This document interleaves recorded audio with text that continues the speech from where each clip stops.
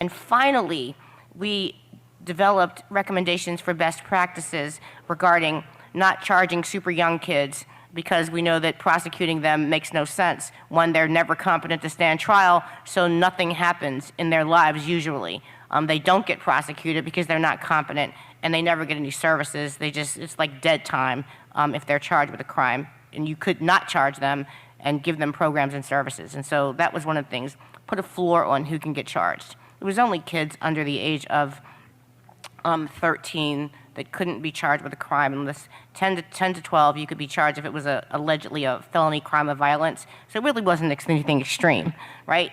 The other thing was we limited periods of probation because children, we were having indefinite probation. So you're 13 and you go to court for an auto theft and the judge says you're on probation until you're 18, okay? So we got rid of all of that and said there's gonna be specific periods of shortened periods and definite periods of probation.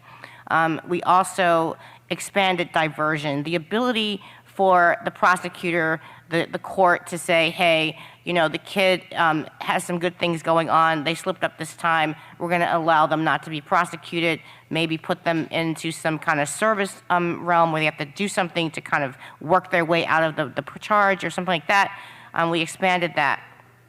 And it was, as you hear, it was nothing extreme. We did not touch the fact that we automatically send children to adult jail, adult system, if in Maryland, if they can be 14 and over. Usually it's 16 and over for a alleged first degree crime, felony. But we didn't touch that. So there was nothing extreme at all. But immediately, as soon as this becomes law, the state's attorneys community, the police community, who's pissed off, they're already mad from 2021 when we did police reform, so they're already mad, right? So to be spiteful, in my opinion, they decided to keep going to the media saying, look at all these kids committing crimes, but because of the lawmakers, because of the new laws, we can't arrest anybody, which is a 100% lie that the media perpetuated. But the lawmakers, my colleagues in the legislature, were heavily influenced by the false media reports, even though we knew most of it was lies. And we felt, well, we have to do something, not me. They felt like they had to do something.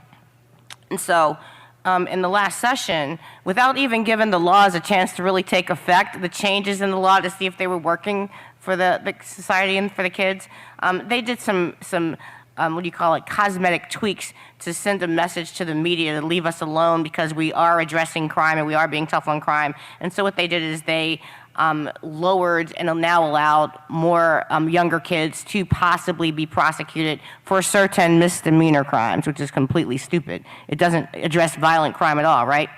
And it also extended the periods of probation that we shortened in felonies and in misdemeanors, and it also limited diversion for some of the kids that could have been diverted.